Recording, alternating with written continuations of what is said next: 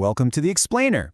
You know, in today's IT world, managing risk is everything. It's more complex than ever. So today, we're diving into a new report from a Colorado-based tech research firm, Virtualization Options LLC. They argue that ITIL 4 isn't just some minor update, it's a completely new playbook for winning the game of modern risk. So let's get right into it. So let's just kick things off with a really big question. Think about your organization's approach to IT risk. Is it actually built for the world we live in now? You know, with the cloud, IoT, and just constant, non-stop change? Or is it still stuck in the past? This is the core problem we're going to unpack today. All right, so before we can really appreciate the new playbook, we have to be super clear on why the old one is failing. The way things used to be done, well, those rules just don't apply anymore. And wow, when you put them side by side, the difference is just night and day.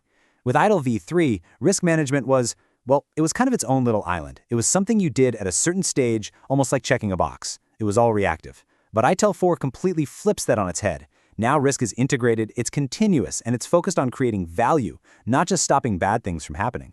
It's a huge, huge shift in thinking. And why is that shift so important? Well, because the world has fundamentally changed. We're talking about exponential complexity, hybrid clouds, microservices, all these different suppliers. In an environment like this, a siloed reactive approach to risk isn't just slow, it's downright dangerous. Your ability to deliver services without interruption is everything, because a single failure can cost you millions and destroy your reputation. So, if the old way is broken, what's the fix?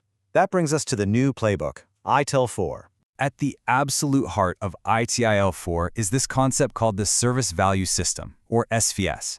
Now forget about rigid, step-by-step processes. Think of the SVS as a living ecosystem. It shows how every single part of your organization, from the top-level strategy down to daily tasks, all work together with one goal: creating value through your services. And this right here, this is the paradigm shift. In this new model, risk isn't a separate step. It's not something you tack on at the end. It is literally woven into the fabric of the whole system. It's part of every decision, every activity, every single step. It's in the DNA of how you manage services now. But here's where it gets really interesting. ITIL 4 pushes us even further. It asks us to totally rethink what risk even means. It's not just about preventing disaster. I absolutely love this quote from the report because it just nails it. The goal isn't to get rid of all risk. I mean, that's impossible. And frankly, it would kill any chance of innovation. The real goal is to get smart about it, to make conscious, informed decisions about which risks are actually worth taking to get where you want to go. And this is where we see the two sides of the risk coin. On one side, you have the negative risks, we all know, the threats, the data breaches, the outages. But ITIL 4 forces you to also look at the other side, positive risk. That's the uncertainty that could actually lead to a really good outcome. So what does that actually look like? Well, it's making a calculated bet on a new technology that gives you a massive edge over the competition. It's innovating in a way that makes you stand out. Yeah, these things are uncertain, they have risk, but they're the kinds of risks you take on purpose to create incredible value. Okay, so this all sounds great in theory, right? It's a fantastic mindset shift. But how does ITIL 4 actually make it happen on the ground? How do you really integrate risk into your day-to-day? This brings us to the service value chain. Think of it as the engine room of the whole system. It's the set of activities you do to deliver on your promises. And notice, risk isn't a separate step here. It's baked into every single stage.